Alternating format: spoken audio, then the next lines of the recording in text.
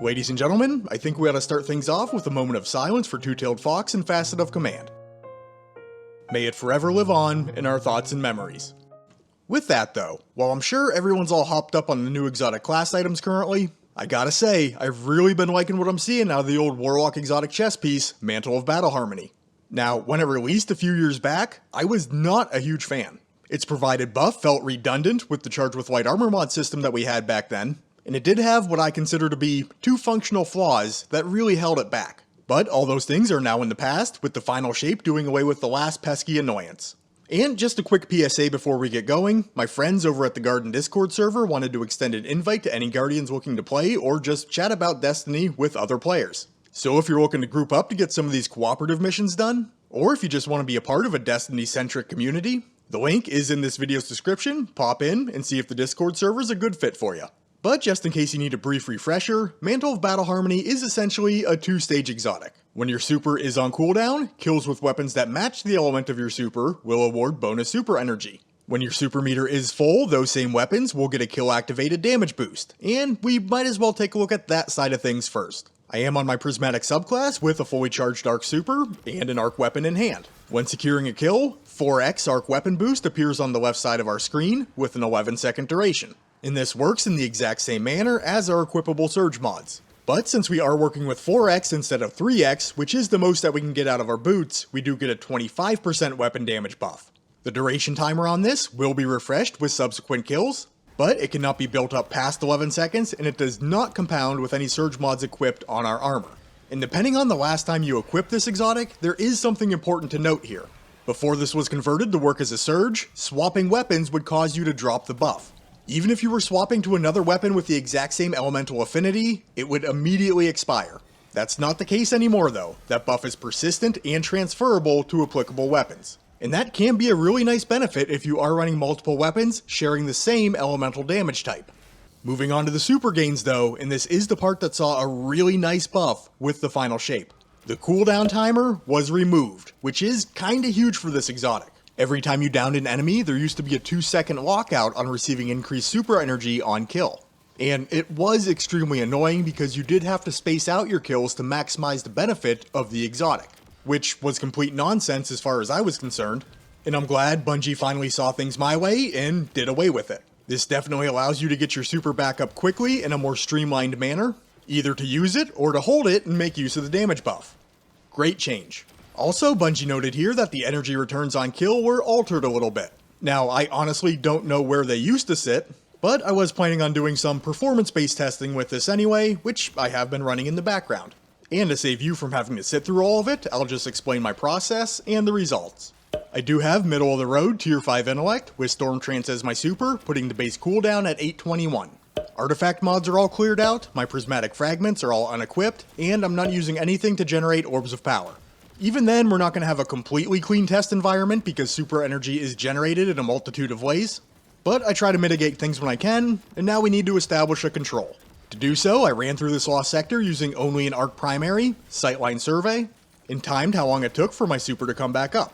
And I was able to clear out every enemy and then had to sit and wait for a bit for my super to top back off, taking 2 minutes and 40 seconds. Repeating the same process, but now with Mantle of Battle Harmony equipped.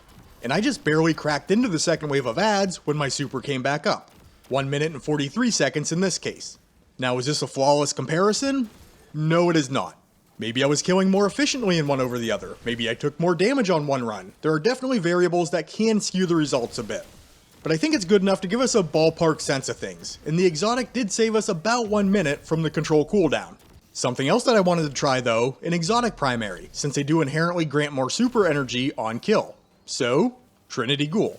Now, in this control test, I was definitely killing more efficiently with all the chain lightning happening, but I still did end up clearing the lost sector, so I defeated the same amount of enemies, and my super came back up in 1 minute and 52 seconds. When I had Mantle of Battle Harmony and Trinity Ghoul working together, I didn't even make it through the first wave of ads. Here again, Mantle of Battle Harmony cut about a minute off the control time, refilling my super meter in 54 seconds. And I mean, a sub 1 minute super isn't anything to scoff at, especially when you consider we don't have anything else equipped to supplement that cooldown. It's really just the exotic weapon and the exotic armor piece doing their thing. and I thought it might be worthwhile trying this out with a special weapon as well, since the super energy gained when getting kills with a special is far less. With my Path of Least Resistance Trace Rifle, I cleared out the Lost Sector and waited a long time for my super to come back up. 4 minutes and 26 seconds on the control. Now with Mantle of Battle Harmony, the super was back up in 1 minute and 23 seconds. And we do have a 20-second discrepancy between the Legendary Special and the Legendary Primary in this case. And that's largely due to the fact I was able to down a lot more enemies with the Trace Rifle in that amount of time. That being said though, if you do have a loadout where you're leaning on a special as your main ad clearing weapon, we are seeing a significant super cooldown boost from the control with Mantle of Battle Harmony equipped. There was one more thing in the back of my head though that I wanted to try out. The weapons that we've been getting from the Pale Heart in the final shape have the Dealer's Choice Origin trait. This awards a small amount of super energy on kill, but if you do have multiple equipped at the same time, you will see a bigger benefit.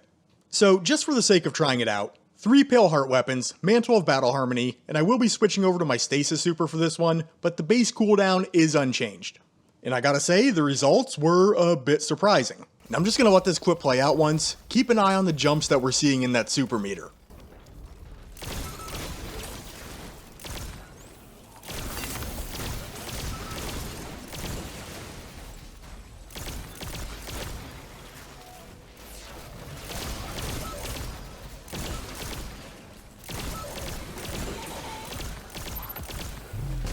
So, yeah.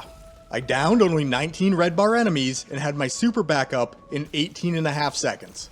And just for continuity's sake, I did run it back without Mantle of Battle Harmony. And the 3 Pale Heart weapons did fill the super meter in just over 30 seconds with 25 enemies defeated. So the origin trait on these guns was putting in a lot of work when stacked up.